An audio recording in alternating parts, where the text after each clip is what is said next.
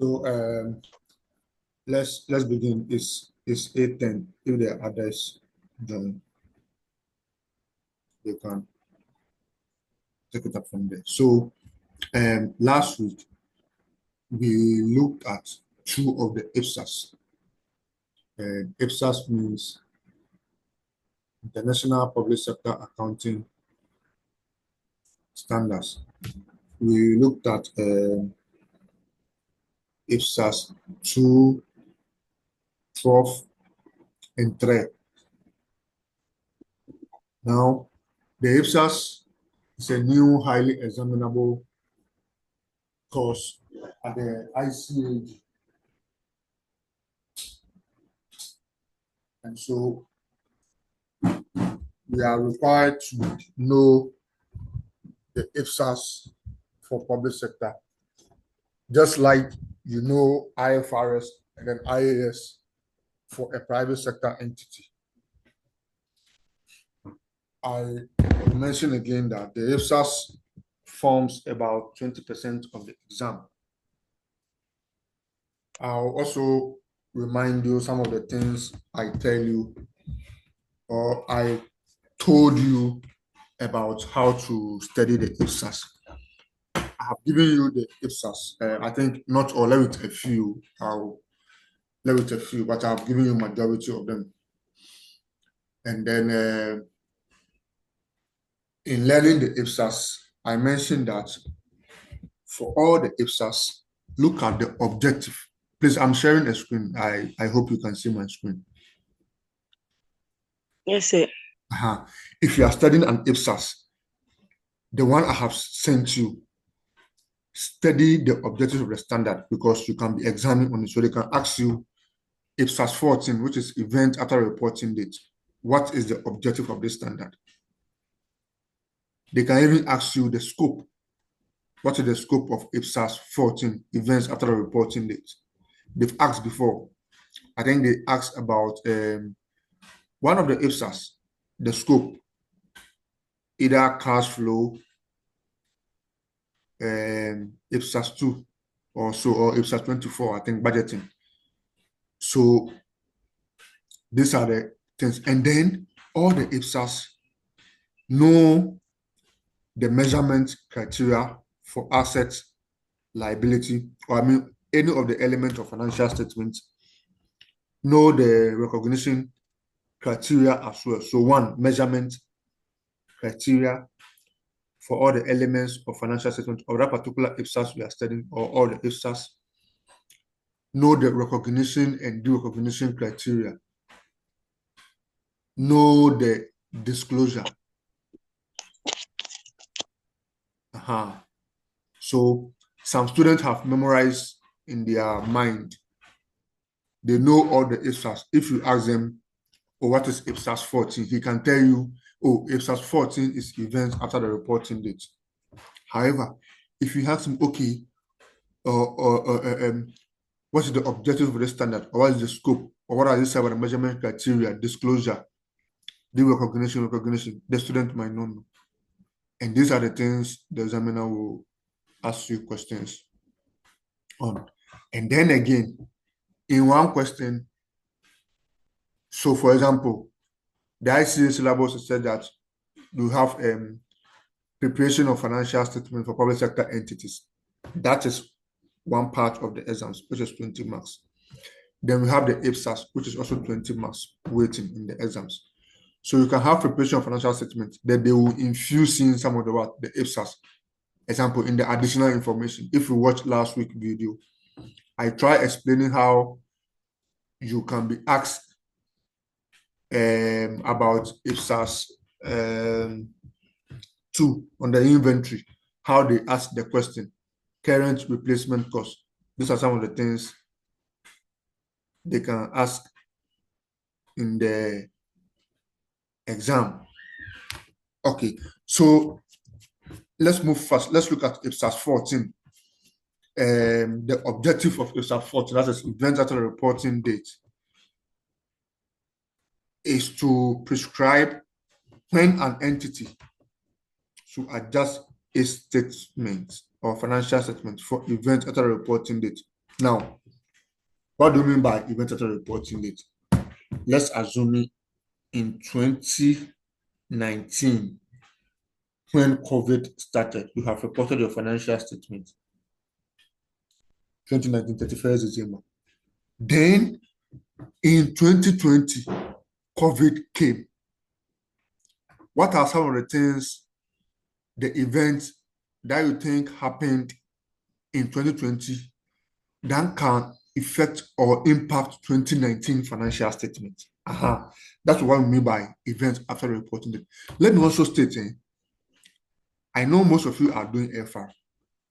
Most of the principles or the concepts or the conventions you are familiar with in FR applies to the IPSAS, except an IPSAS which is not talked about in an IFRS or IAS. So, for example, IPSAS 24 on budgeting, there is no IFRS or IAS on budgeting. Then some things and IPSAS like non-exchange transactions. So what I'm trying to say is that all the principles you know in FR about IAS, IFRS, majority of them apply in IPSAS. And so you need to take your IFRS and then IAS as far as financial reporting and PSA are concerned. Okay, so that's what, just by the way, I explain what event after reporting date means.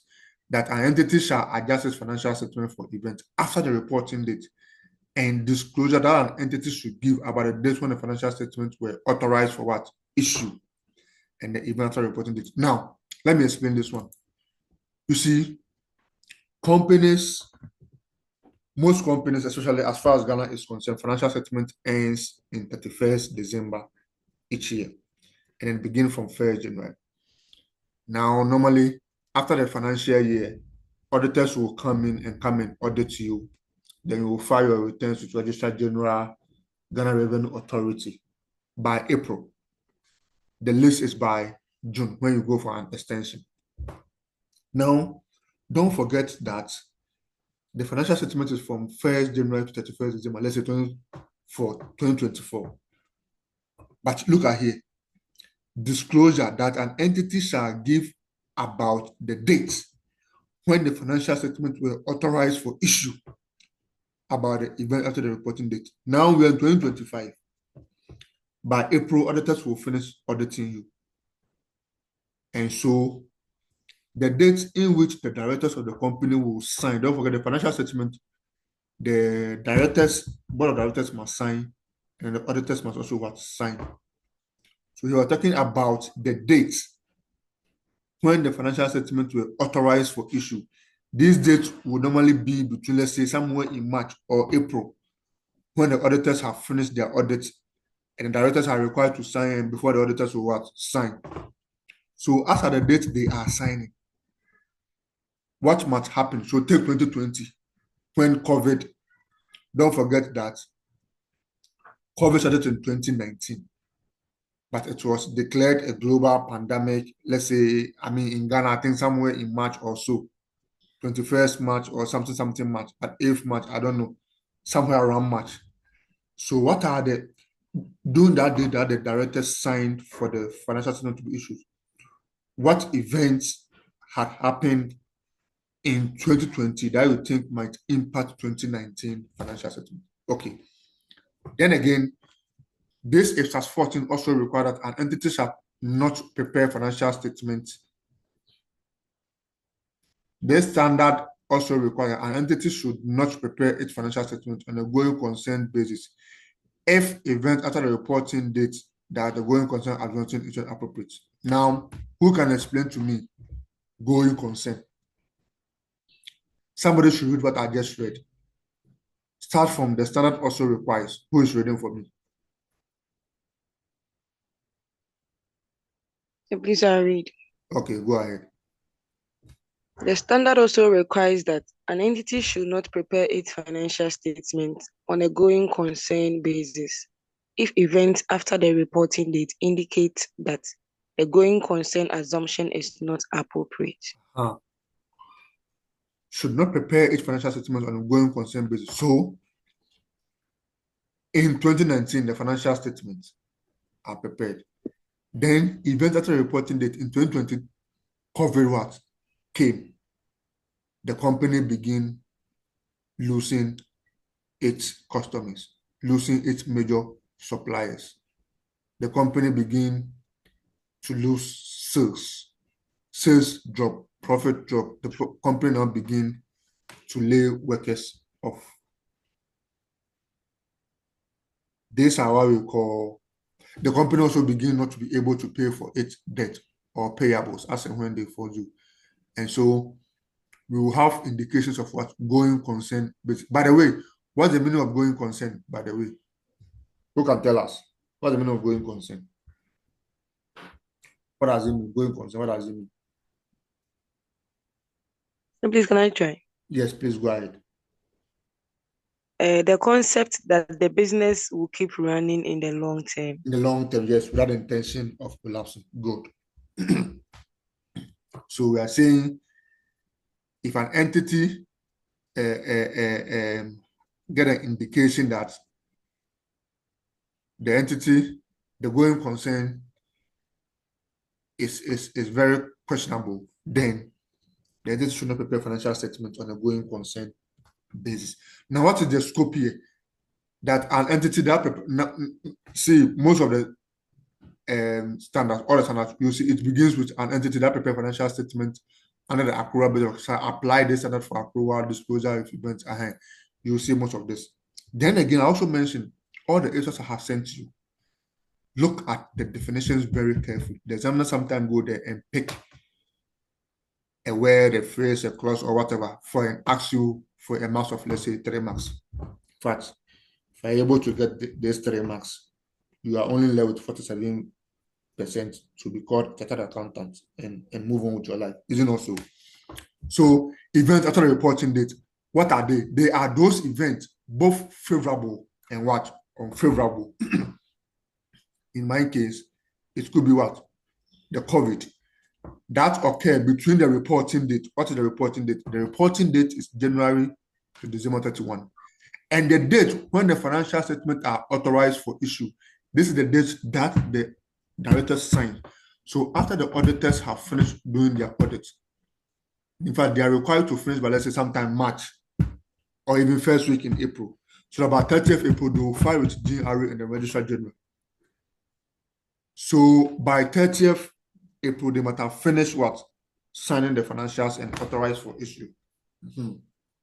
So they can ask you the question that a group of national service people have come to do national service at your department, and as the senior supervisor, on their first day at service, you'll be asked to give them or explain certain terms to them as far as the accounts department is concerned. 1, event after the reporting date. What else? They can ask you. Okay, so 2 types of events are identified. Those that provide evidence of condition that existed at the reporting date. Then those that are indicative of condition that arose after the reporting date.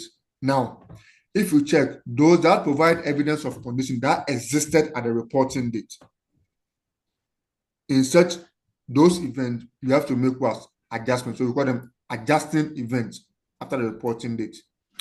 And those that are indicative of condition that arose after the reporting date. So in this case, after COVID, after 31st December 2019, when something has happened in 2020, which is the global pandemic of COVID, any event that will happen in 2020, it will be non-adjusting event after the reporting date. What do I mean by non-adjusting? It means for 2019 financial statement, if anything happened in 2020, some of the things, the figures or the financial information that happened might not impact it very much.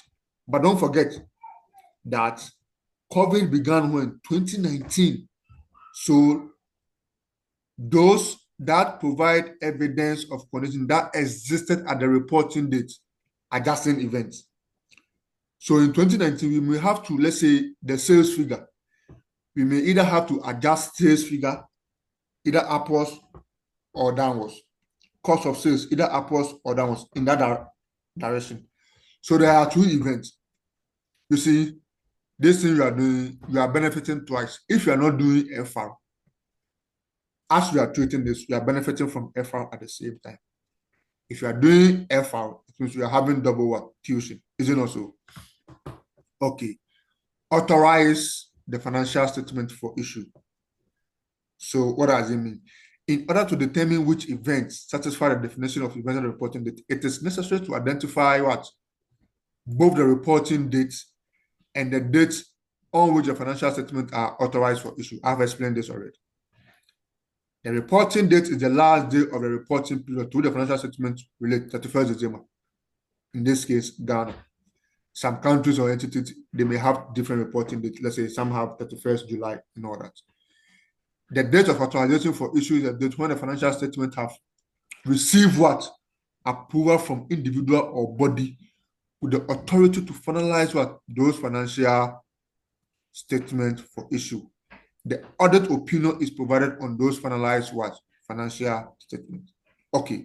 So you see, look at what I mentioned when I began the class. That all the standards know the measurements and recognition criteria for all of them. So you see recognition and measurements. All right. Recognition and measurements. In the period between the reporting date and the date of authorization for issue, elected government officials. So here, instead of board of directors, it's what? Government appointees may announce government intention in relation to what? Matters, certain matters. So, for example, all of a sudden we're in 2025. There's a new government. MPP couldn't win power in 2024. And so Mahama administration will come out with what? A government intention in relation to what? Certain matters.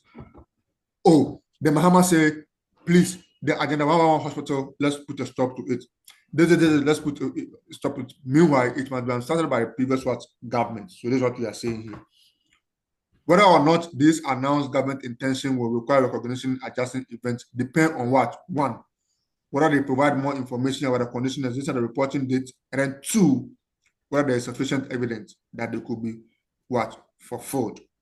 So in most cases, when government announce intention or the announcement of government intention, sorry, will not lead to the recognition of adjusting events. Instead, they will generally qualify for what? Disclosure as non-adjusting event. What does it mean? So if in 2025, Mahama has announced his intention and the public sector entity is preparing its financial statement for 2024, then most of the intentions Mahama is announcing for 2025, we are saying in most cases, the announcement of government intention will not lead to recognition of what? Adjusting event. So it means whatever Mahama is saying will do in 2025, then we don't have to adjust any of the figures in 2024. Instead, they will generally qualify for what? Disclosure and not adjusting. But what does it mean? Disclosure means that in 2024 financial statement, they may say, oh, we started Agenda 111 hospital. We made profit from the project of this, or let's say cost of this. However, in 2025, government has announced its intention not to proceed with the project or the program. Please, is that correct? Does it make sense? It makes sense, right? Yes. Uh-huh. Yes, please. Okay. So you see, like I said, they can give you a preamble to the question and ask you, explain event after the reporting date. What do we mean by authorizing a financial statement for issue? Then recognition and measurement. So you see, in the exams, they can ask if an event after reporting date, what is the recognition and measurement? These are the things you need to tell them. Okay. The adjusting event after reporting date, what is this? An entity shall adjust the amount recognized in financial statement to reflect adjusting event after the what reporting date. So look at here. They can ask you, the following are examples of adjusting events after the reporting date that require an entity to adjust the amount recognized in financial statement or to recognize items that were not previously adjusted. So the examiner can ask you, mention 3 events that are adjusting events after the reporting date. They can ask you.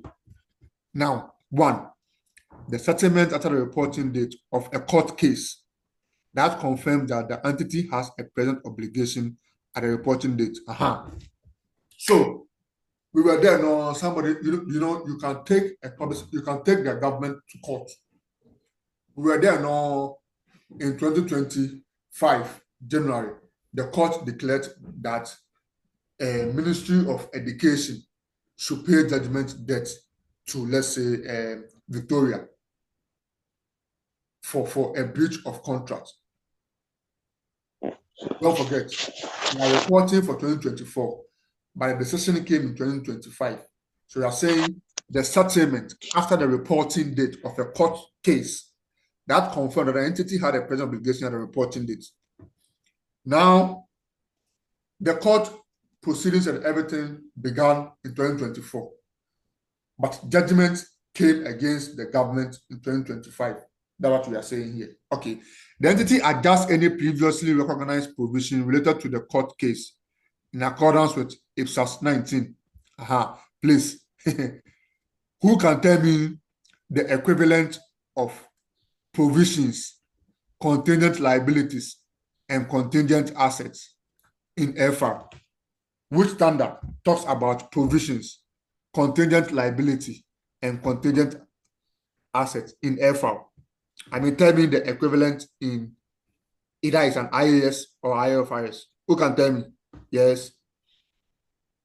IAS 37. Thank you. You are correct.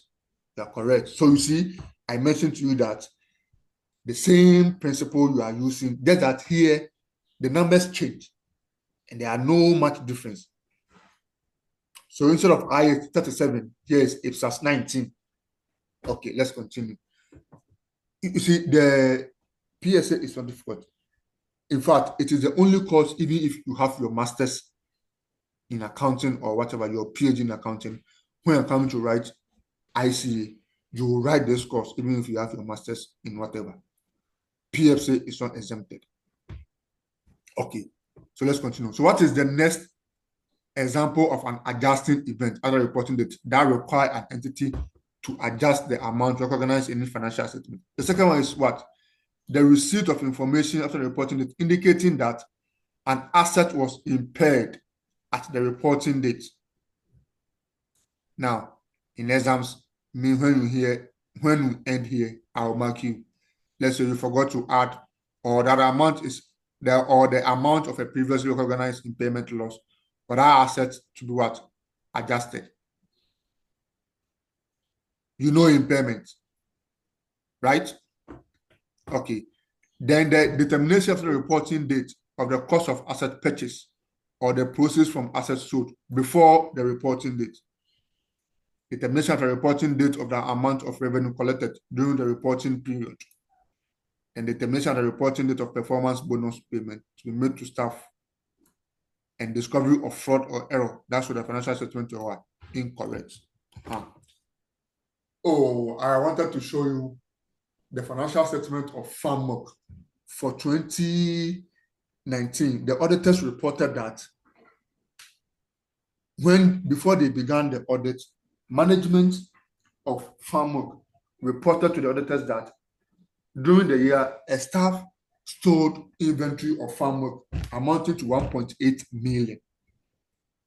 So the auditors of FarmWork then went ahead and asked management, so what did they do about this? Did they report to the police? Was the staff who was involved in such stealing arrested and interrogated and investigated by the police? What other measures or internal control have they put in place to ensure future stealing doesn't occur? So you see, all these things are things that may come in. All right. Now, if you look at the adjusting events, what are those that do not need to be adjusted in the financial statement? One, where an entity has adopted a policy of regularly what? Revaluing property to fair value. And a decline in fair value of what?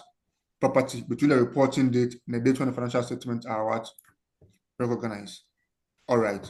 So the fair value, the fall in fair value does not normally what? Relate to conditions of the property at the reporting date, but rather reflect certain circumstances or events that have arisen in the following period. So please, in all this long talking I'm talking, what I'm trying to let you know that know those events that require adjustment and those events that do not require what? Adjustment. You can be asked.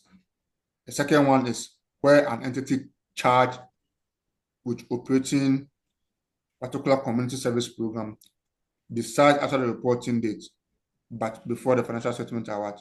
Authorized. So that's all. In fact, even not only PSA, you can also be asked this in FR if you are doing FR. Okay, so let me tell you, if I show you the IPSAS that you are required to know, there are 3 volumes, volume 1, 2, 3, and each volume is 600 pages. So if you 368, that's 1,008 pages. But I have taken upon myself the pain to summarize it for you, for you to know what you'll be examining on. Okay. Dividends or similar distributions. Now, if an entity declares dividend or similar distribution after the reporting date, the entity shall not recognize those distributions as a liability at the reporting date. Dividend may arise in the public sector. For example, a public sector entity controls and consolidates the financial statement of a commercial sector entity that has outside ownership interest to whom it pays dividends. Some public sector entities adopt financial statements, financial management framework, for example, purchaser provider models that require them to pay what? Income distribution to their controlling entity, such as central government. So you can also be given scenarios, distribution or dividends or similar distribution. Is it an adjusting? So they can ask you, classify the following into adjusting or not adjusting events. I mean, in that order. So please note those one as well. Then we come to going concern, which I asked you already, and you were able to. So I'm going to move ahead. You know, going concern. So determination of whether the going concern assumption is appropriate needs to be what? Considered by the entity. However, the assessment of going concern is likely to be of more relevance for individual entities than for a government as a whole. So, for example, ECG, Ghana Water, ADB. The question is, should government continue sponsoring or supporting ECG to operate? Should government continue to support Ghana Water? Will Ghana Water continue to exist a long time into the foreseeable future? Or government sees that the going concern of Ghana Water is questionable in doubt, and so government seeks to privatize Ghana Water? That is the question of going concern. Now, an entity shall not prepare its financial statement on a going concern basis if those responsible for the preparation of financial statement or the governing body determine after the reporting date that that there is an intention to liquidate the entity, or to cease what operating, or that there is no realistic alternative but to do so. So you are preparing your financial statement and you know that this, our company or our public sector entity, in the next 5 years is going to collapse. What must you do when you are preparing your financial statement? Don't prepare it on the basis that, you see, it is because of the going concern. That's why we even sell to people on credit. It is because of the going concern. That is why we also buy on credit. Other than that, when you go to buy something from somebody, the person will ask you to pay for cash. Is that all right? because Yes, sir. the assumption is that the business will be there forever. So please sell to me on credit. Tomorrow I'll come and pay. Tomorrow here means could be next month. Tomorrow here means could be 3 months time, 6 months time, in 1 year. It is because of going concern. That's why a company goes for what? A loan, long-term liabilities. Those liabilities that are more than 12 months period. Going concern, but the assumption is that the entity is going to operate forever. So had it not been going concern, you will not also sell to somebody on credit. You will tell the person, oh, please, as I'm selling to you, tomorrow no, we are collapsing. So I'll not sell to you on credit. Where am I going to see you? So please pay for cash. That is how it is. Okay, let's continue. Restructuring. Where, please, do you know restructuring? Yes, sir. Okay, tell us. What is it? Give us a brief explanation of anyhow you understand it. Restructuring is what? So please explain again. Okay, so restructuring, let's say a company is in serious problems, challenges. They are in debt, profits are low, sales are low. The company is facing going concern what? Issues. And so the company decides to restructure. Restructure, it can restructure in its management style. So they will sack the CEO, they will sack the managing director, bring all new people. They can sell off some old assets and acquire new one. Then those people that the company owe them so much that the company cannot pay. If I'm using company, pardon me to always know that I'm also talking about what?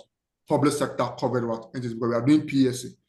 So let's say ECG owns so much that government want to do some restructuring. Like government want to make some changes.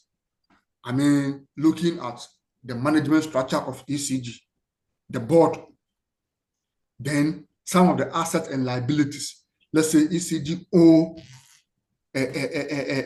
Republic Bank so much. Then government say, oh, Republic Bank, please, we can't pay you how much we owe you, but let's convert some of the amount we owe you into equity. So I will give you shares. So they are doing like a swap. Though we know we owe you, but let's cancel how much we owe you. Then we will give you a share. Then you become a part owner of ECG. So that in future, when ECG make profit, we will give you what? Dividend.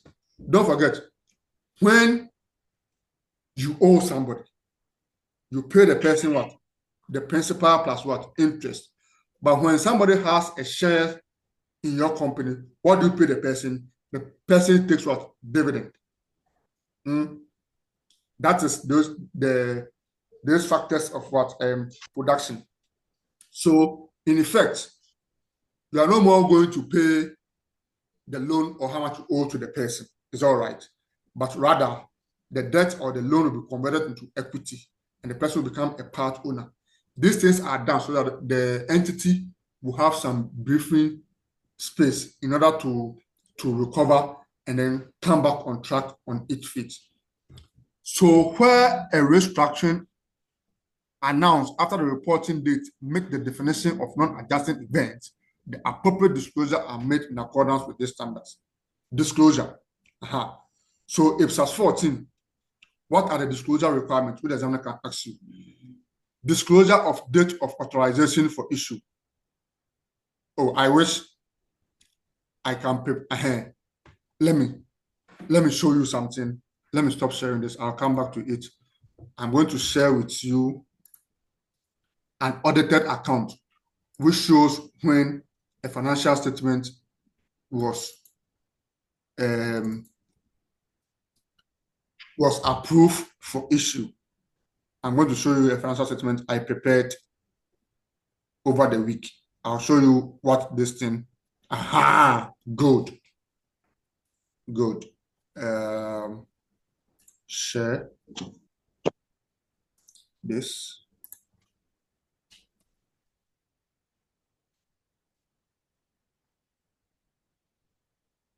Okay, please read. Can you see my new screen?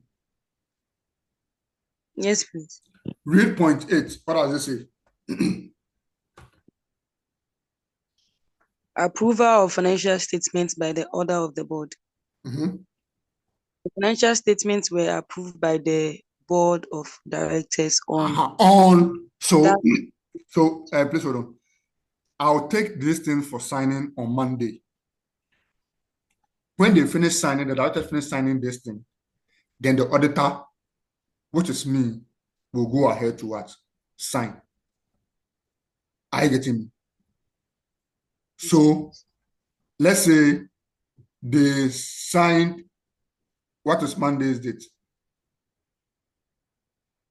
Monday is what? Second. Okay, so look, 2nd June 2025. Are you getting me?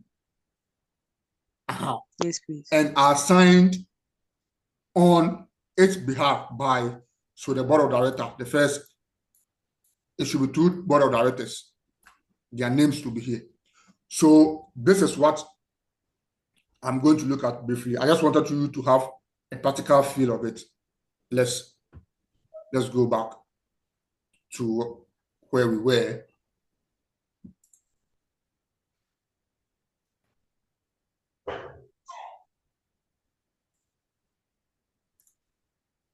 Um,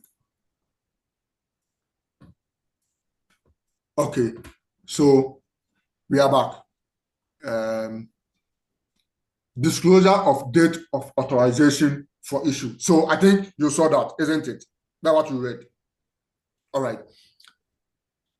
An entity shall disclose the date when the financial statements were authorized for issue and who gave the authorization. That was where you saw the name, where I wrote A and B. If another body has the power to amend the financial statement after issuance, the entity shall disclose that fact. Example of individuals or bodies that may have the power to amend the financial statement after the issue are what? Ministries, the government of which the entity form part, parliament, or an elected body of what? Representative. So, in fact, in the previous weeks or months, we've been hearing Mahama making appointment, and all that. So, those CEOs and big men are the people we are talking about. Disclosure of non-adjusting event after the reporting date. So disclosure. How do you disclose events that are non-adjusting? The following are examples of non-adjusting events after the reporting date. That will generally result in what? Disclosure meaning that on the face of the financial statement, you will not see them with figures, but they are provided somewhere in the notes to financial statement with brief explanatory note. So the first one is that an unusual large decline in the value of property carried at fair value, where that decline is unrelated to the condition of the property at the reporting date, but due to circumstances that has arisen since the reporting date. So you are there, and then the public sector entity, by the time you realize it has an asset, and all of a sudden its value has declined sharply. The entity decides after the reporting date to provide or distribute substantial additional benefits in the future, directly or indirectly, to participants in the community service program that it operates. And those additional benefits have a major impact. Yes, all of a sudden they said that, oh, they are going to build a new hospital. They are going to build bridge. Those things are substantial. And then major public sector combination, IPSAS 40, public sector combination that requires specific disclosure in such cases. Please, which IFRS or IAS talks about business combination? Yes.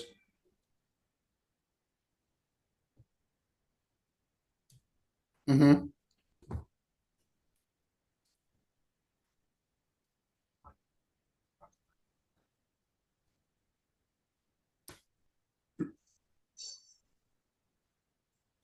Please, who can tell me which of the IFRS or IAS talk about business combination?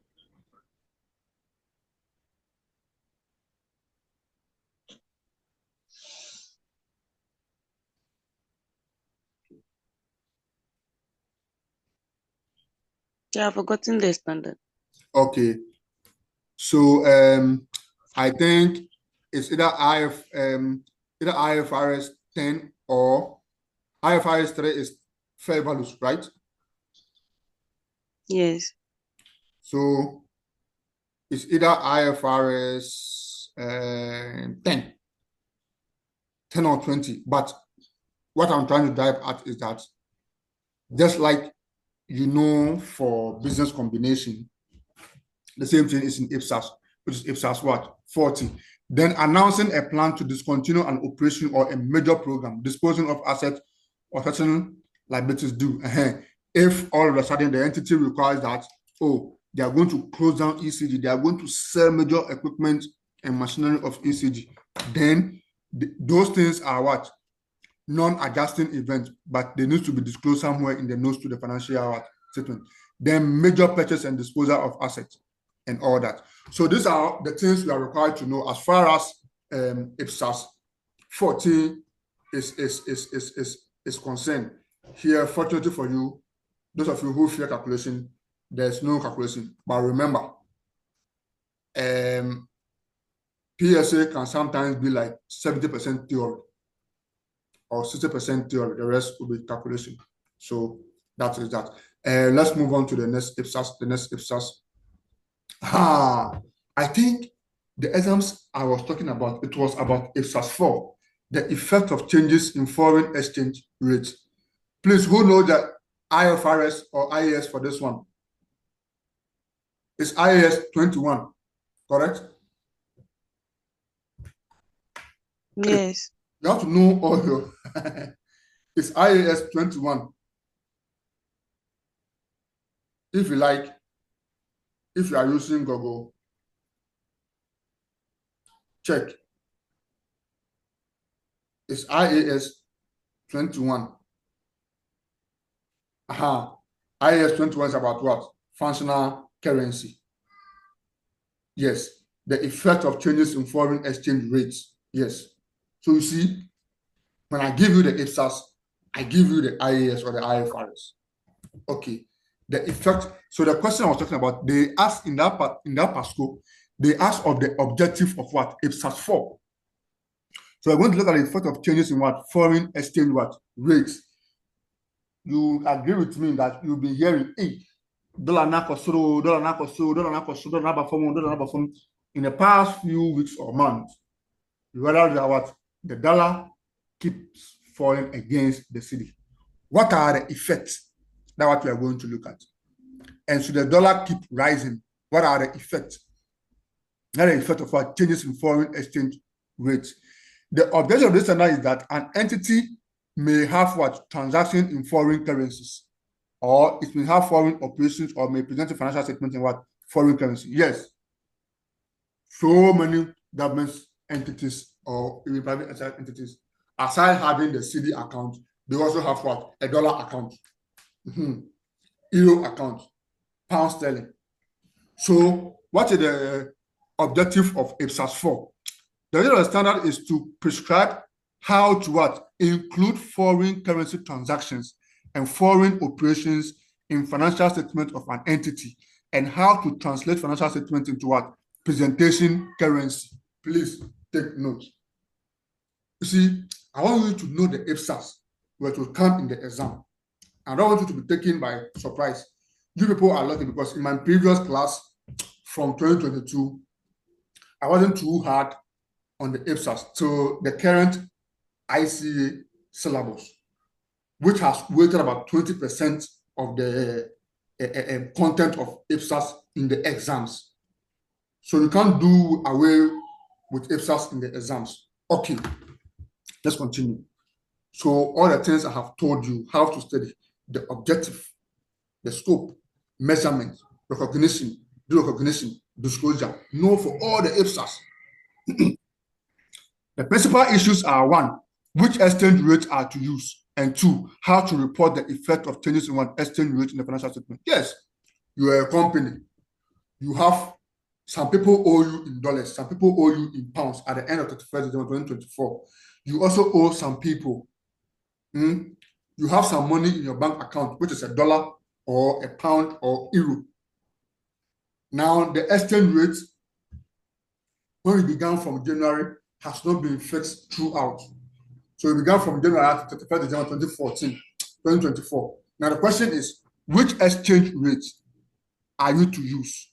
And how are you to report the effect of the changes in the exchange rate? Don't forget, if at the beginning of the year, you had some dollar in your account, and this dollar, it was at the rate of,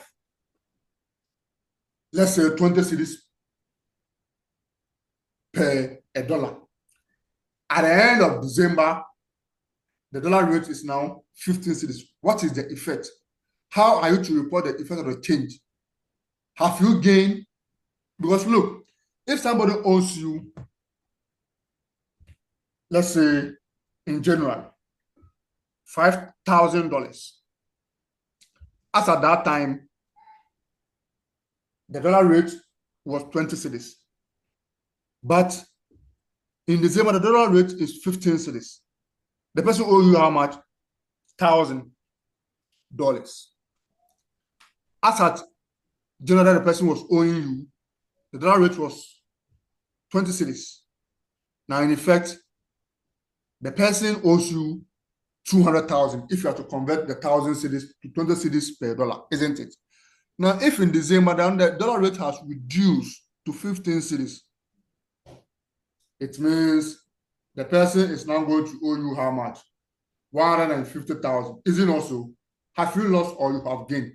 So we are saying, how do you report the effect of the change in the financial statement? That's the question which is of interest to us, as far as IPSAS 14 is what concerned. Now the scope. An entity that prepares and presents financial statement under the accrual basis of accounting shall apply this standard 1 in accounting for transactions and balances in what? Foreign currencies, except for those derivative transactions and balances that are within the scope of IPSAS 41 financial instruments. Please, what is the equivalent of IAS or IFRS for financial instruments? Yes.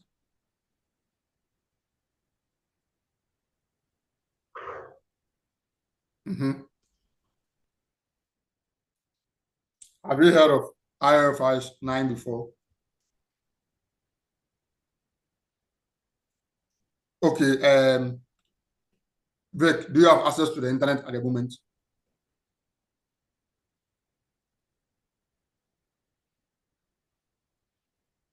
Do you have access to the internet?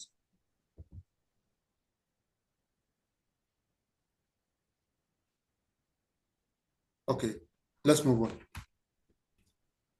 So, in translating the financial statement and financial position of a foreign operation that are included in the financial statement of the entity by consolidation or by equity method, and then 3, consolidating entity financial performance and financial position into a presentation what? Currency. So in Ghana, our functional currency is the dollar. Sorry, is the cedi.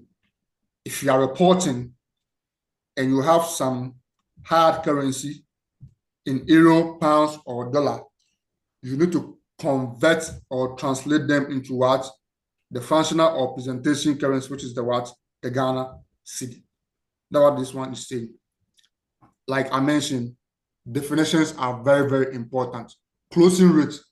When I've been talking about what? I said in January, the rate was this. In 31st December, the rate was 15 cedis and all that. So what is closing rate? Closing rate, it is the spot exchange rate at the reporting date, which is usually what? 31st December. Then exchange difference, the difference resulting from translating a given number of units of one currency into another currency at different exchange rates. So in my example, where somebody owes you $1,000 in January at a rate of 20 cedis, and then now we are in December, and the dollar rate is what? 15 cedis. How much have you lost? We are going to lose about 50,000. How do you know about exchange difference, which is the difference resulting from translating a given number of units of a currency into another currency. So from dollar to what? Cedi. Exchange rate is the ratio of the exchange for two currencies. So $1 is equal to what? 20 Ghana cedis, or $1 equal to what? 15 Ghana cedis. That is what we mean by exchange rate. Foreign currency, the currency other than a functional currency, in this case, the Ghana cedis. Foreign operation, an entity that is controlled, entity, associate, joint venture, or a branch of a reporting entity, the activities of which are based or conducted in a foreign currency. Other than those of the reporting currency, that's a foreign operation. Let's say Ghana, you could have foreign operations somewhere, either in Togo as a company, or whatever. The functional currency is a currency of the primary economic environment in which the entity operates. So the functional currency is what? Ghana cedi. And a foreign currency could either be euro, pound, or dollar. Monetary items are units of currency held and assets and liabilities to be received or paid in a fixed or determinable number of what? Units of currency. Net investment in a foreign operation is the amount of the reporting entity's interest in the net asset or equity of that operation. So here, we are going to take all our assets, deduct our liabilities. Then presentation currency is the currency in which the functional statements of the financial statement are presented. In our case, it's going to be the Ghana cedi. Then spot exchange rate, the exchange rate for immediate delivery. So today, now, if I need dollar or pound, how much if I go to Publci or the Forest Bureau or the commercial bank or wherever, how much are they willing to give to me? That's a what? Spot exchange. Now listen, the standard says something very, very interesting here, that terms defined in other IPSAS are used in the standard with the same meaning as those standards and are reproduced in the glossary of defined terms published what? Separately. So let's look at functional currency. Functional currency. The primary, so functional currency is going to be what? Our Ghana cedi, which is the primary economic environment in which the entity operates. It's normally the one in which it's primarily what? Generate and expense cash. So functional currency is to charge or invoice customers in cedis and then make payments or spending also in cedis. An entity consider the following factors in determining functional currency. Examinable. Mention 5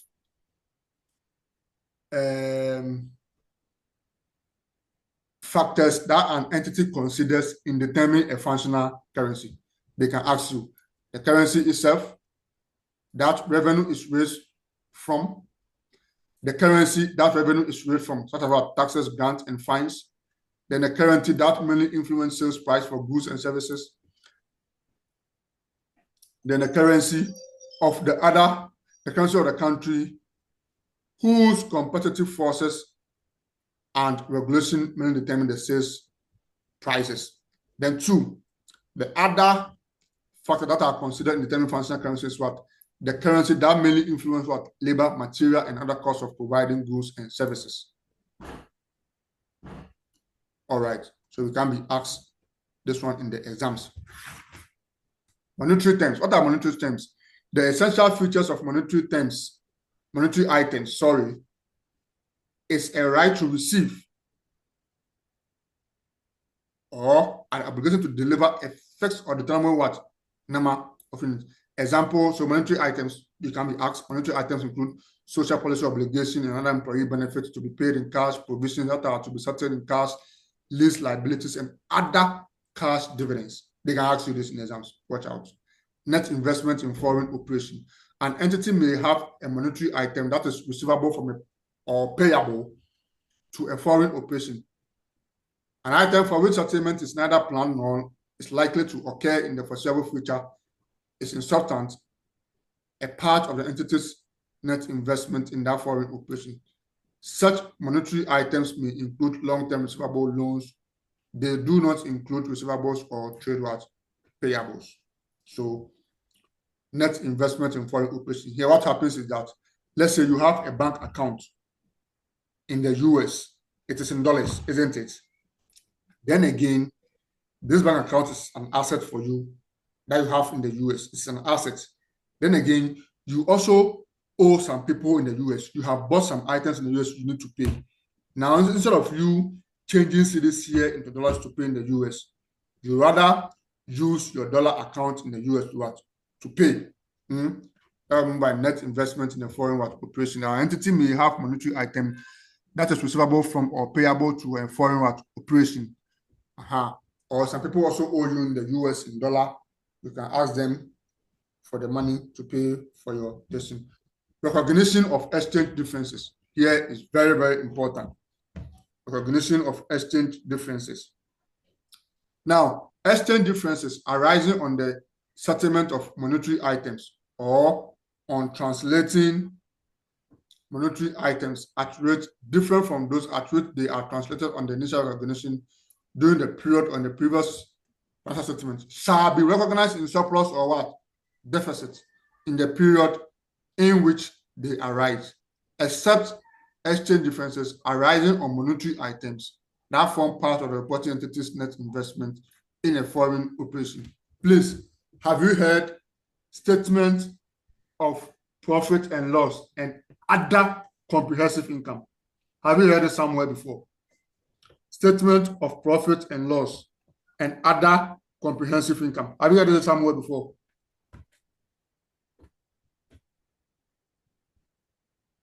Are you there?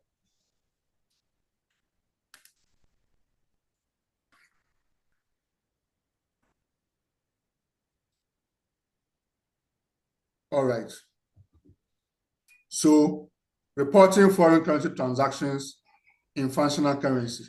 So, you see, yeah, we'll talk about what? The initial recognition.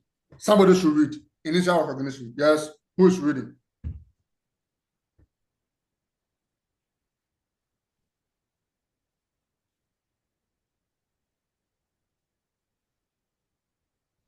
Initial recognition. Yes. Nobody.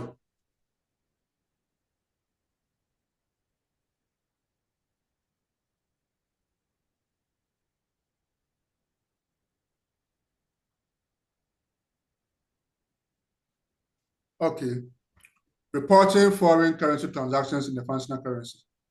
So, look, reporting foreign currency transactions in what? The functional currency. Please, who is there? Can somebody read for me, please?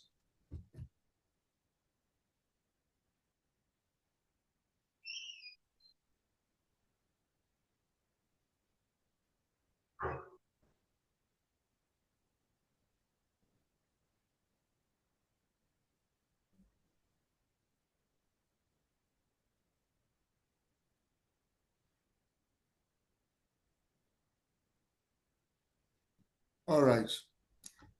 Initial recognition. A foreign currency transaction is a transaction that is what? Denominated or requires settlement in a foreign currency, including transactions arising when entity buys goods or what? Services, borrows or lends funds, and otherwise acquires or disposes of the assets whose price is what? Denominated in the foreign currency. So that's what a foreign currency means. Now, a foreign currency transaction shall be recorded on initial recognition in the financial statement by applying to the foreign currency amount, the spot exchange rate. So the spot, we explained this earlier, isn't it? Between the functional currency and the foreign currency at the date of the transaction. So as at the time you are going to, let's say, enter into the transaction, the rate prevailing at a particular point in time is the spot exchange rate at which you are required to exchange that particular functional currency and the foreign currency at the date of transaction. So reporting at subsequent reporting dates. Let's say now you have bought that particular asset, you've made that particular liability at the spot exchange rates. How about subsequently, after that, what happened? What do you do?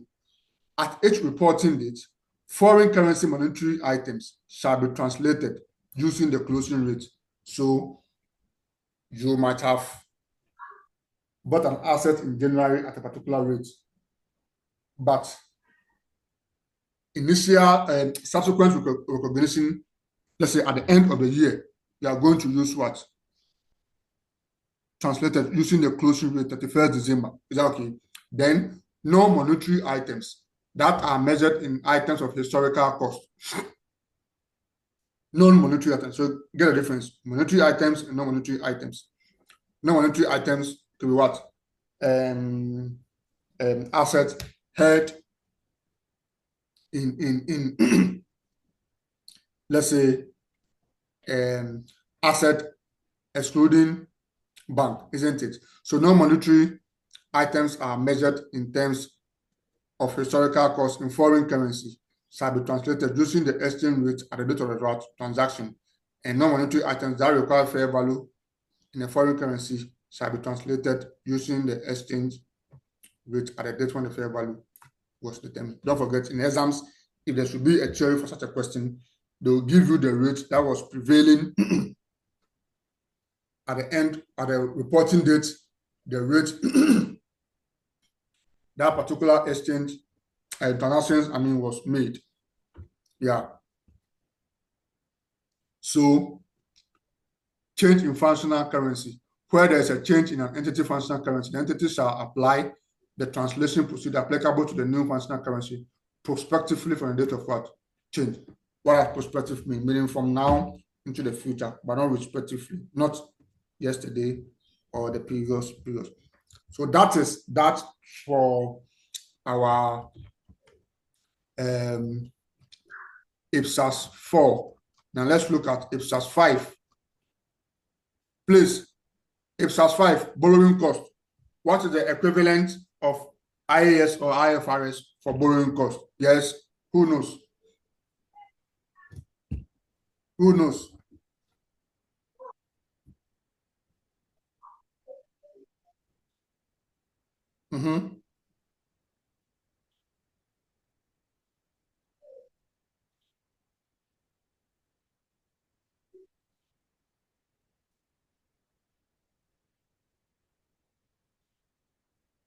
What is the equivalent of IPSAS 5, borrowing cost, to IAS or IFRS? Yes.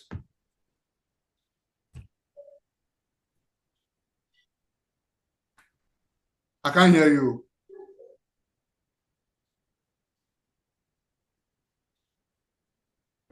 Okay, let's continue. So it is IAS 20, borrowing cost, IAS 20. Okay, so here we are going to, this standard generally requires the immediate expensing of what? Borrowing cost. Here, think of a public sector entity or a covered entity that has gone for what? A loan. Now, this loan they have gone for, they didn't go for loan for consumption or to spend it in their mouth to pay salaries, but they're going for the loan to construct an asset. We will come and look at it called a qualifying asset. Now, this loan they've gone for, they'll end up paying what? Interest on it. They'll end up paying interest on it. Okay, so how do we account for such a loan? They've gone for the loan to construct an asset, a qualifying asset. They are going to pay an interest on the loan. How should they account for it? We are saying that this standard requires the immediate expense of what? Borrowing cost. However, the standard permits, as an allowed alternative treatment, the capitalization of borrowing costs that are directly attributable to the acquisition, construction, or production of what? A qualifying asset. Please, I like this place and take note that it says the standard permits, as an allowed alternative treatment, the capitalization underline. Now, when you say capitalization, when I began saying the entity has gone for what? A loan, is going to pay interest. To capitalize something means that here, instead of treating the principal loan differently somewhere, and then the interest also different somewhere, to capitalize an interest means, or a borrowing cost means that we are going to add the interest to the cost of the asset which we use the loan for. So in effect, we are saying that we are adding the interest to the principal. So let's say you go for the loan, 10,000, interest of 1,000 to build a school. Then in fact, we are going to say the cost of the school is what? I want to capitalize the interest bit of 1,000 to the 10,000. That's the meaning of what? Capitalization. Instead of you to what? Expense it, treating it as an expense in where? P and L, but rather capitalize it as part of your borrowing cost. Scope. What is the scope of this standard? This standard shall be applied in accounting for what? Borrowing cost. Then this standard does not deal with actual or imputed cost of net assets. Definitions. Please, somebody should help me. Are you people there at all? It's as if I keep asking, but nobody is helping me. Definitions.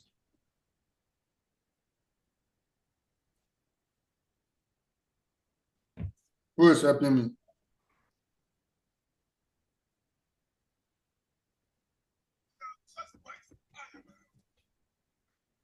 Who is helping me now?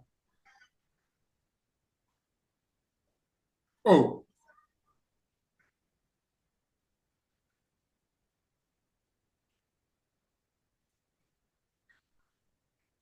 You're not minding me.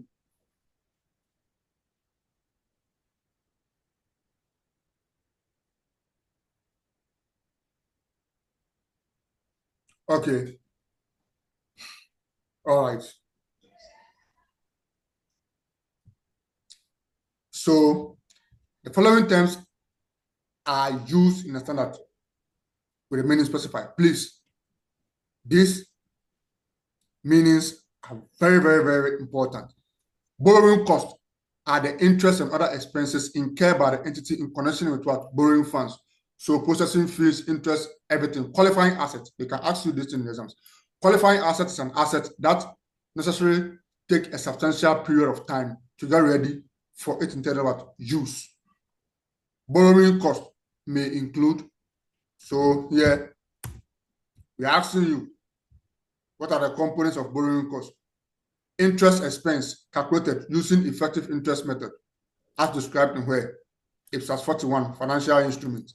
2, interest in respect of lease liabilities and service what? Concession arrangement. 3, exchange difference arising from foreign currency borrowings to the extent that they are regarded as an adjustment to the what? Intended interest. Place exams, borrowing cost. They can ask you these 3 things. Economic entity, what it is? The term economic entities is used in the standard to define for financial reporting purposes a group of what? Entities comprising the controlling entity and any controlled entity. Look, there's something here that you need to be take care of. A group of entities comprising the controlling entity and any controlled entity. So a parent and what?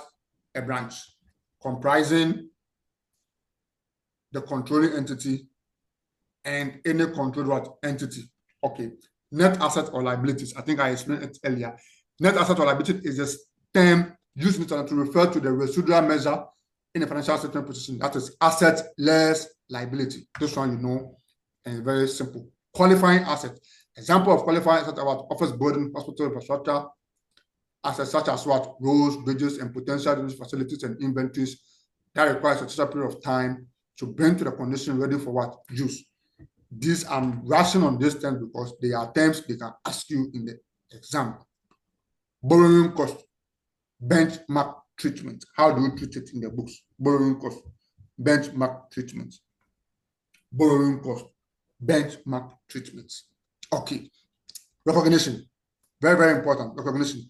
Borrowing costs shall be recognized as an expense in the period in which they are what? Incurred. Straightforward. Under the benchmark treatment, borrowing costs are recognized as an expense in the period in which they are what? Incurred, regardless of how the borrowing are what? Applied.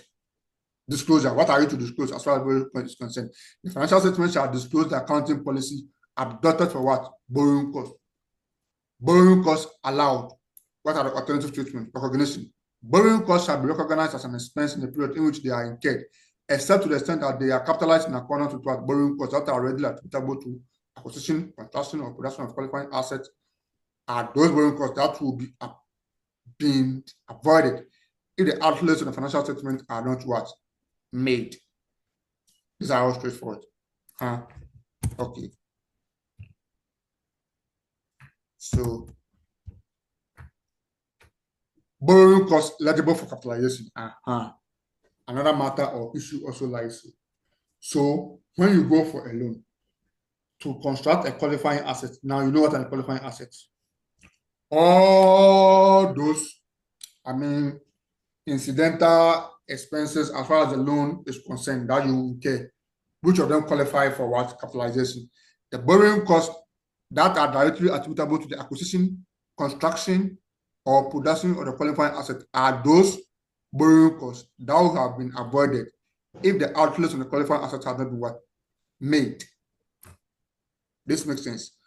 When an entity borrowing funds specifically for the purpose of obtaining a particular qualifying asset, the borrowing costs that are directly related to the qualifying asset can be easily what? Identified. Yes, if you go for a loan and you are going to use a loan to construct a bridge, a school, a hospital, or whatever, any incidental cost that relate to that particular loan can be easily what? Identified. If you are going for any other loan for other purposes, not for the construction of a qualifying asset, that doesn't matter. It doesn't come in here. We're not interested. Okay. To the extent that the funds are borrowed specifically for the purpose of obtaining a qualifying asset, the amount of borrowing costs eligible for capitalization on the asset shall be determined as the actual borrowing costs incurred on that borrowing during the period, less any investment income on the temporary investment of those what? Borrowing. Yes. Say you go for a loan to construct an asset. Though you're going for the loan, you have made any investment income on the temporary investment of those borrowings. So you are going for a loan and you have used part of the loan to what? Do investment. What is the treatment here? The standard is saying that to the extent that funds are borrowed specifically for the purpose of obtaining a qualifying asset, the amount of borrowing costs eligible for capitalization on that asset shall be determined as the actual borrowing what? Cost incurred on that borrowing during the period minus any investment income on the temporary investment of what? Those borrowings. That is the treatment of borrowing costs that are eligible for what? Capitalization. Commencement of capitalization. At what point must you begin to capitalize a borrowing cost on a qualifying asset? The capitalization of borrowing costs are part of the cost of a qualifying asset. The capitalization of borrowing costs as part of the cost of a qualifying asset shall commence examinable. They can ask you commencement of capitalization. Okay. When outlays for the assets are being what? Incurred, borrowing costs are being incurred, and activities that are necessary to prepare the asset for intended use or sale are in progress. Okay. Suspension of capitalization. At what point that, at this point in time, we do not need to capitalize this asset, this borrowing cost anymore. Capitalization of borrowing costs shall be suspended during extended period in which active development is what? Interrupted and expense. Yeah. So now we began a construction in 2023.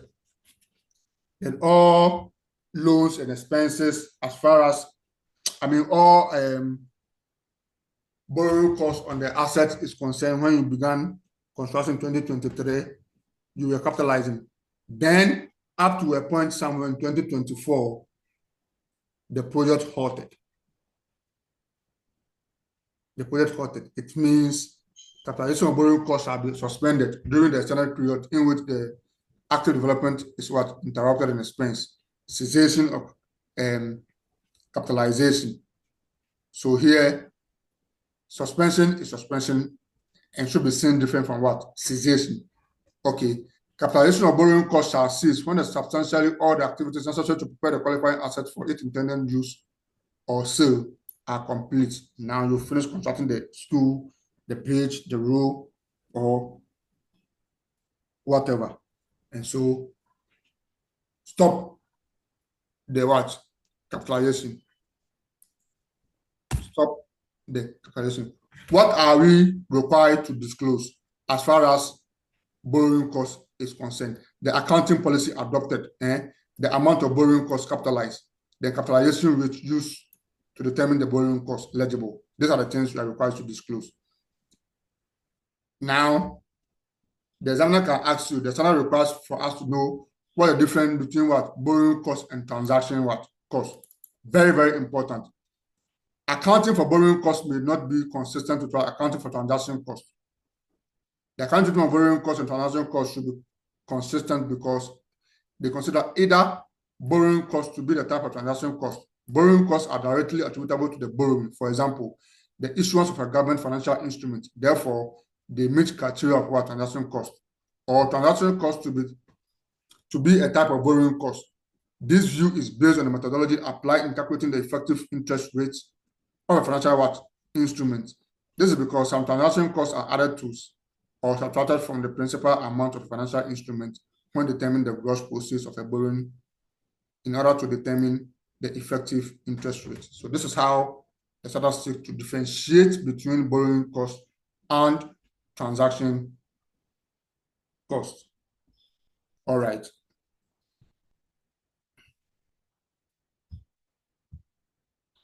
Now, we move to the next standard. We move to the next standard. You see,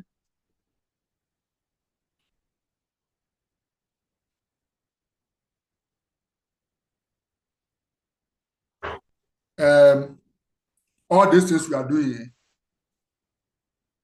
in as much as we are doing the theoretical aspect, when we take a calculation question, you will see them where in the additional information. So pay attention.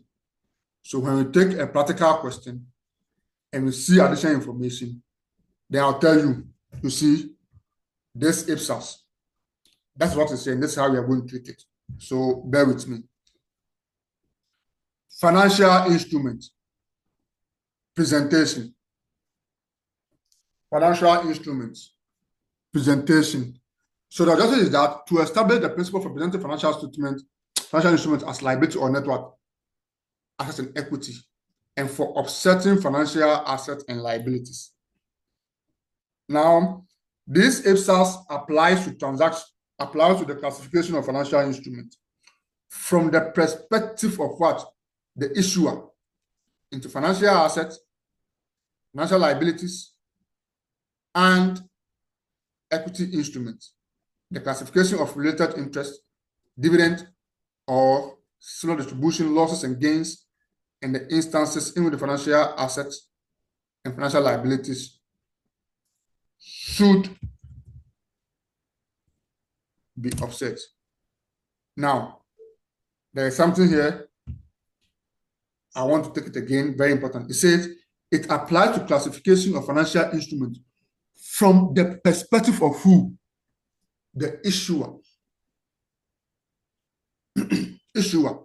So you, the public sector entity or the corporate entity, that you have issued or you are dealing in some financial instrument, we are looking at your perspective in this standard. You might have issued some financial instruments which are in what? Assets, or could be financial liabilities and equity investments. Okay. Scope. Here, an entity shall apply this standard to all types of financial instruments except examinable. The examiner can ask you what are the exceptions to IPSAS 28. What are the exceptions to IPSAS 28? Is that all right? What are the exceptions to IPSAS 28? Those interests in control entities, associated or joint ventures that are accounted for in accordance with what? IPSAS 25. So one exception to IPSAS 28 is what? IPSAS 35, consolidated financial statement. And then two, IPSAS 34, separate financial statement. And then IPSAS 36, investment in associate and joint ventures. The examiner can ask you to give him 3 exceptions to IPSAS 28. The second one is employee rights and obligations under employee benefit plans, to which IPSAS 38, which is employee benefit, what applies. Then obligations arising from where? Insurance contract, example. So you see, the class is very, very important because as we are doing the class, I try to highlight to you how the questions can be asked in likely examinable areas. It's all right. And so it is on us for us to know these things before the exam. Definitions, as usual. What is an equity instrument? Is any contract that evidence a residual interest in the asset of an entity after deducting all of it, what? Liability. Yes, that's an equity what? Instrument. Is any contract that evidences a residual interest in the asset of an entity after deducting all of it, what? Liability. So you can have an equity stake in a joint venture or in an associate. What a financial instrument is any contract that gives rise to what? Both a financial asset of one entity and financial liability or equity instrument of another entity. Yes. So a financial instruments can give rise to both financial assets of one entity and financial liability. So where you are the one who have issued that financial instrument, then in your books, you have a financial asset. In the other party's books, a liability. What then is a financial asset? Some students at this stage, even if you ask them to give example of financial assets, they will not be able to get. We have financial assets and non-financial assets. The non-financial assets are normally those things in fixed tangible assets that you cannot easily convert them into what? Cash and cash equivalent. So an example of a financial asset is what? Cash, the money you have in your bank, and cash in petty cash. An equity instrument of another entity. A contractual right to receive cash or another financial asset from another entity,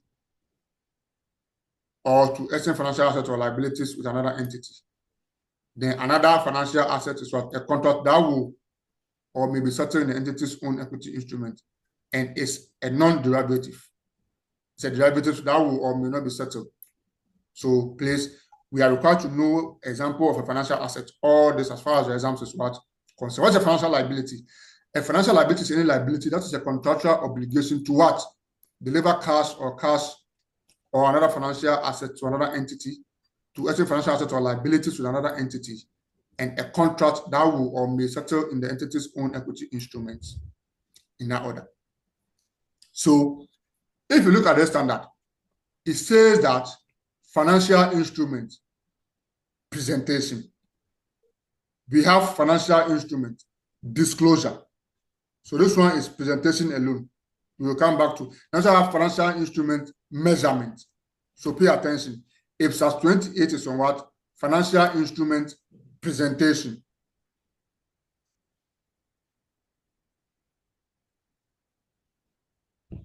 Okay. Liabilities and net assets or equity. So here we are saying that the issuer of a financial instrument shall classify the instrument or its component parts on initial recognition as what? A financial what? Liability. Initial recognition that for the first time, when you have issued a financial instrument. For the first time, initial recognition is what? It's financial liability or a financial asset. Or, so I mean, it depends. If you are the one issuing it, you are the one receiving it in that order. Or an equity instrument in accordance with what? The substance of the contractual arrangement and the definition of financial liability, a financial asset, and a financial what? Instrument.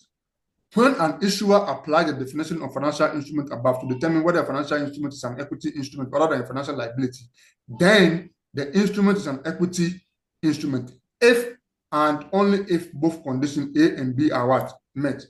One, the instrument includes no contractual obligation.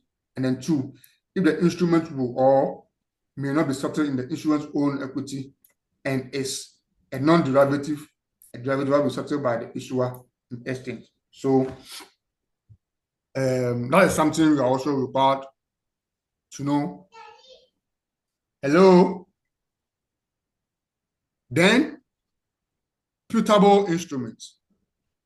You can be asked in the exams, what are putable instruments? A putable instrument includes contractual obligation for the issuer to repurchase or redeem that instrument for cash or another financial asset on exercise of the what? The put is very, very important. It entails the order to a pro rata share of the entity's assets, and also the instrument is in the class of what? Instrument that is subordinate to all other classes of instruments. Here, the only thing, know what a putable instrument is, and you'll be fine. All financial instruments in the class of financial instruments that are subordinate to all classes of instruments have identical what? Futures. So compound financial instruments, what are they? The issuer of a non-derivative financial instrument shall evaluate the terms of the financial instrument to determine whether it contains both a liability component and another what? Equity components. Such components shall be classified separately as financial assets and financial liability or what? Equity. Treasury shares. Treasury shares.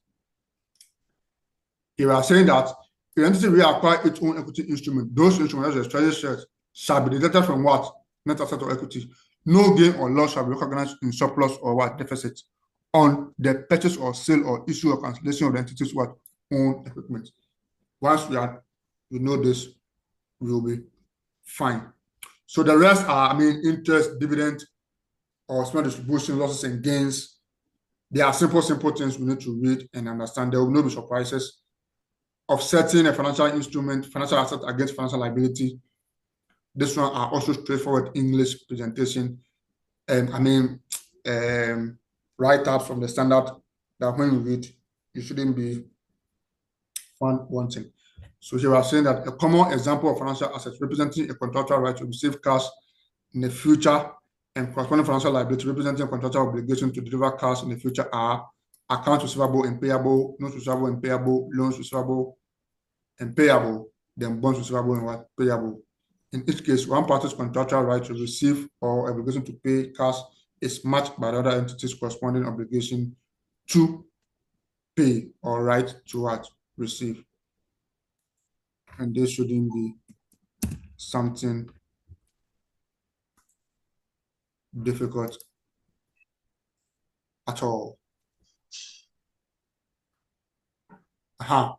So, look, IPSAS 28 is what? Financial instruments presentation. Now, look at the next IPSAS. Financial instruments recognition and what? Measurement. IPSAS 29. So don't confuse the two. Okay. So we've looked at how it should be presented in 28. We are going to look at how to recognize and measure it on the face of the financial statement. Okay. So, I mean, the scope of the standard is that shall be applied by entity to a financial statement within the scope of what? IPSAS 41 financial instruments if and to the extent that IPSAS 41 permits hedge accounting, blah, blah, blah, blah. So here, let's move away straight to definitions. That's an definitions here going to look like. A hedging instrument is a designated derivative or designated non-derivative financial asset or a non-derivative financial liability whose fair value or cash flows are expected to offset changes in the fair value or cash flow of a designated what? Hedge item. Let me explain this. Sometimes you want to protect yourself against exchange rate fluctuations. And so you may enter into certain transactions so that if the exchange rate is to change, no matter how they change, you are not going to lose out. So you are hedging yourself. It's like, let's say, a lady or a guy who is dating two or more people. He is hedging himself against the risk of what? Heartbreak. So that if girlfriend A or boyfriend A leaves, boyfriend B or A is always there. So it's like you are putting things into place to cushion yourself against risk. That's the meaning of what? A hedging instrument. And there are a lot of hedging instruments that businesses use. What is a hedge item? A hedge item is an asset, a liability, firm commitment, highly probable forecast transaction, or net investment in foreign transaction that A exposes the entity to risk of changes in fair value or cash of the cash flow, or B is designated as being a hedge. So the hedge item will either be, let's say, something you are afraid to lose out on. What is hedge effectiveness? Is the degree to which changes in fair value or cash flow of the hedge item that are attributable to a hedge risk are offset by changes in the fair value or cash flow of the hedging instrument. Hedging. What is hedging? If an entity applies IPSAS 41 and has not chosen as its accounting policy to continue to apply the hedge accounting requirement of the standard, it shall apply the hedge accounting requirement in paragraph this, which we don't need. It shall apply the hedge accounting requirement.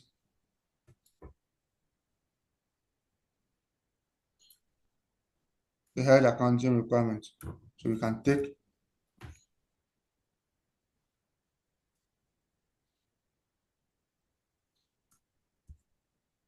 the hedge accounting requirement. However, for a fair value hedge of the interest rate exposure of a portion of a portfolio financial asset or financial liability, an entity may, in accordance with this, IPSAS 41. What is IPSAS 41? IPSAS 41 was defined for us here. In the scope of what? Financial instrument. Okay. So hedge accounting. Listen, hedge accounting recognize the offsetting effect on surplus or deficits of changes in fair value of the hedging instrument and the hedge item. Hedging relationships are of what? 3 times. We have what? Fair value hedge, cash flow hedge, then we have hedge of net investment in a foreign operation. So let's look at fair value hedge.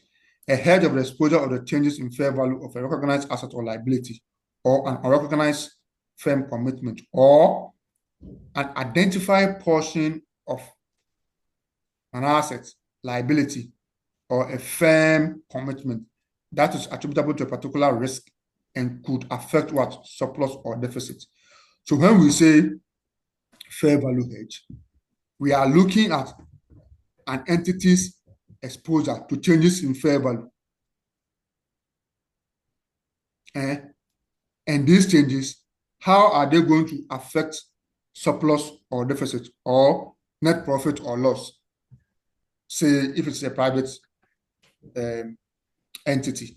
And then the cash flow hedge is a hedge of exposure to variable or to variability in cash flow that is attributable to a particular risk associated with a recognized asset or liability, such as some future interest payment or variable rate debt at a highly probable forecast transaction and could affect surplus of. Yes, so you have some people, you owe them in dollars. and you want to hedge again so that the exchange rate does not go up, then you might end up paying more for them. So you want to cushion yourself. That's what I mean by what you are hedging. It's a cash flow hedge. Then the last one, sorry, is the hedge of a net investment in a foreign operation. Yes, foreign operation. If you have a foreign operation somewhere, and sometimes you might have to do A or B, either acquiring assets or paying something of that sort, then that is a hedge of net investment in foreign operation. So we come here to explain them in detail. What is a fair value hedge? The examiner can ask you to differentiate between the following: fair value hedge, cash flow hedge, and then hedge of a net investment in a foreign operation. So if a fair value hedge means the recognition of the interest rate exposure of a portion of a portfolio of financial asset or financial liability during the period, it shall be accounted for as follows. So you see here, if it's a fair value hedge, how are you going to account for it? The gain or loss from remeasuring the hedging instrument at fair value, or the foreign currency component of its carrying amount measured in accordance with IPSAS 4 shall be recognized as surplus or what? Deficit. And then the gain or loss on the hedge item attributable to the hedge risk shall adjust the carrying amount of the hedge item and recognize in surplus or what? Deficit. These are some of the recognition and measurement criteria for a fair value hedge. It might sound too theoretical like this as we're doing theory, but when we're doing practicals and they give it additional information, then so that the treatment becomes very clearer. Okay, so our entity shall discontinue prospectively the hedge accounting specified if the hedging instrument expires or is sold, terminated, or exercised, or the hedging no longer meets the criteria for hedge accounting, and the entity revokes what? The designation. Let's look at cash flow hedge. If the cash flow hedge meets the condition in paragraph 98 during the period, it shall be accounted for as follows: the portion of the sum, the portion of the gain or loss in the hedging instrument that is determined to be an effective hedge shall be recognized directly in net asset equity through the settlement of changes in net assets, and then the ineffective portion of the gain or loss on the hedging instrument shall be recognized in surplus or deficit. So IPSAS 29 is one of the shortest IPSAS. Realize that they are not much, and some of the things that you can be asked in the exams is for you to, let's say, explain a hedging instrument, a hedge item, what is hedge effectiveness, what is hedging, hedge accounting, or maybe they will ask you what are the relationship of hedge accounting. Then say hedge relationship are of 3 types. I mean, theories for some small marks you need to fetch. And I don't want us to be taken by surprise or lose out. That's why I'm taking my time to discuss and then treat all these things. So we'll move on.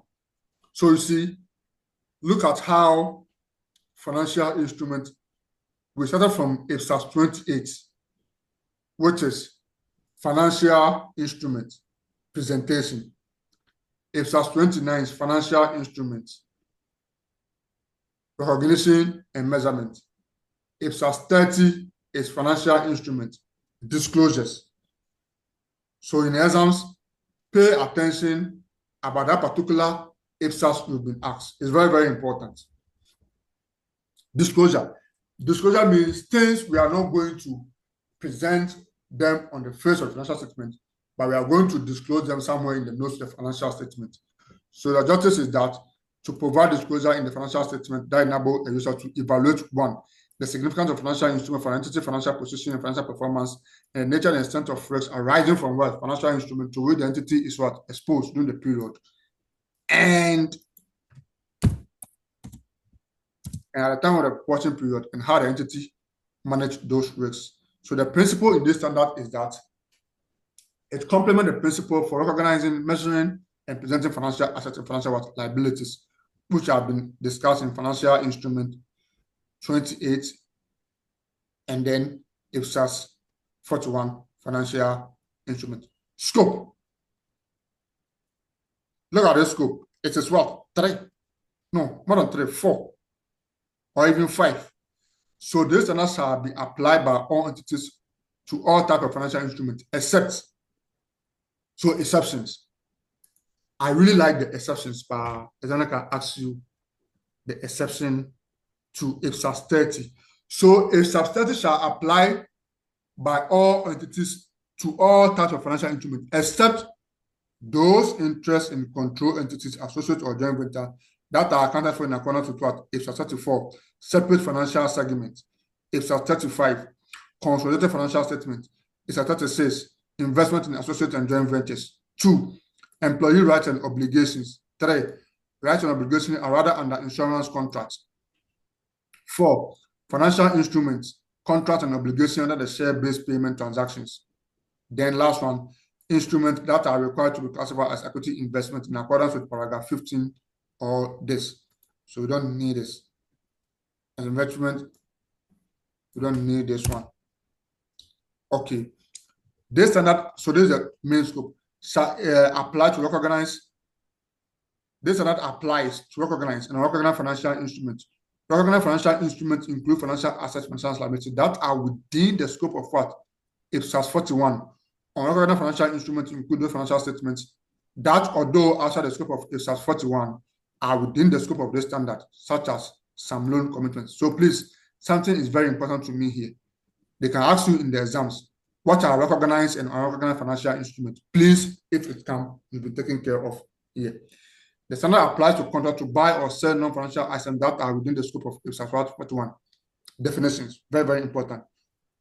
We should know what a credit risk is. That the risk that one party to a financial instrument will cause a financial loss for the other party by failing to discharge an obligation. So like you go for financial instrument or whatever, you don't pay. Credit risk rating grace is a rating of credit risk based on the risk of what default occurring on financial instruments. Currency risk is the rate that the fair value of future cash flow of financial instruments will fluctuate because of changes in foreign exchange rates. Interest rate risk is the risk that the fair value of future cash flows of financial instruments will fluctuate because of changes in market interest rates. Liquidity risk is a risk that an entity will encounter difficulty in meeting obligations associated with financial liabilities that are settled by delivering cash or another financial asset. So please, these are definitions. My interest is that the examiner will go here and pick an item and ask you for 2 or 3 marks. Credit risk rating grade, currency risk, interest rate risk, liquidity risk, market risk, other price risk. They can ask you. Okay. Now let's look at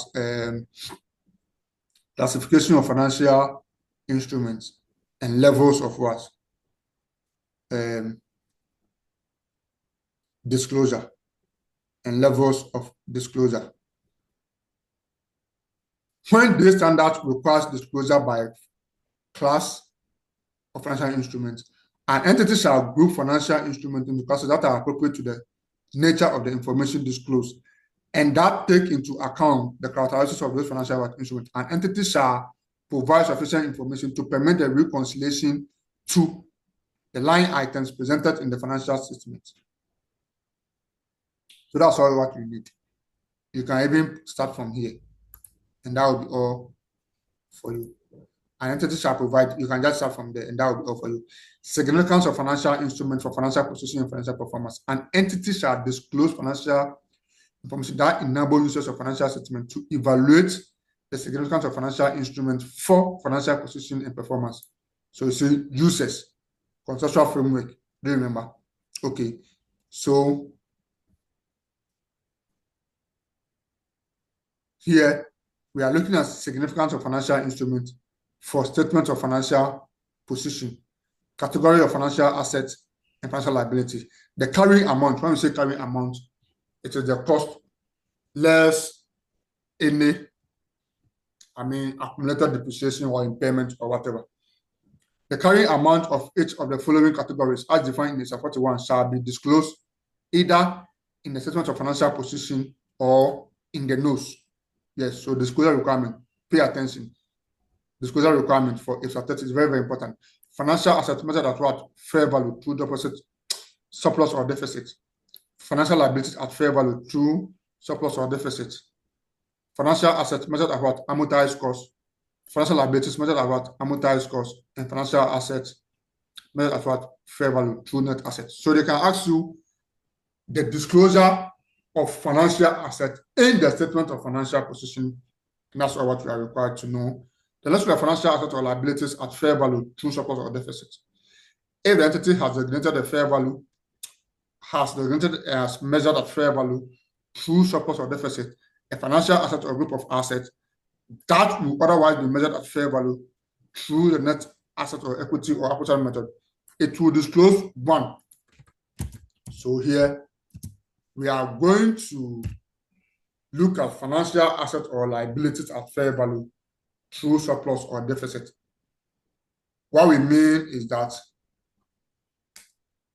here, what are the disclosure requirements? We would disclose the maximum amount of exposure to credit risks and the amount by which any related credit derivative or similar instrument mitigates the maximum exposure to credit risk, and also the amount of change during the period accumulatively in fair value of the financial assets. Then changing in market conditions, the amount of change in fair value of any related credit derivative. And so these are some of the things. In fact, these things we are doing when it comes like that. I mean, a small thing, disclosure and what have you, that they will ask you. They want to know whether you know your IPSAS 30. What are the requirements? That's all. And then we've looked at disclosure in the statement of financial position. Let's look at disclosure in the financial performance, which is the P&L. We're going to look at what? The net gain or loss on financial assets and financial liabilities, financial assets measured at amortized cost, financial assets measured at amortized, financial liabilities at amortized cost, and financial assets at amortized cost, investment and equity instruments. Then 2, total interest revenue and total interest expense. Other disclosures has to do with obviously accounting policies, hedge accounting, and that order. So we should know some of the qualitative, not quantitative, qualitative disclosure shall disclose for each type of risk arising from financial instruments. An entity shall disclose the exposure to risks and how they arise, its objective and policies, and then any other changes in A or B above. So you see, pay attention. IPSAS 30, qualitative disclosures and quantitative disclosures. Summary quantitative data about its exposure to that risk, the disclosure requirements, the disclosure required by this, the disclosure required to the extent not provided in accordance with A above, concentration of risks, if not apparent from disclosure made in accordance with A and B, the other quantitative, so small things, just glance through. Okay, it's almost 10 o'clock. It's 1 minute to 10 o'clock. And so I want us to end the class here. Tomorrow, we meet at 5 a.m. to 6:30 a.m. We will look at construction contract, which is also a featured standard in FR. Look at construction contracts. Then, if time permits, we will be able to look at the next IPSAS, which is the next IPSAS is leases, IPSAS 13. Leases, IPSAS 13. Then we look at leases is quite long, isn't it? It's one of the longest IPSAS. Investment property, IAS 40 for FR students. Then from investment property, we look at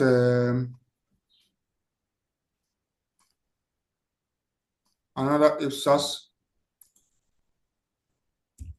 So you see here, I tried comparing IPSAS 16 to IAS 40, investment property.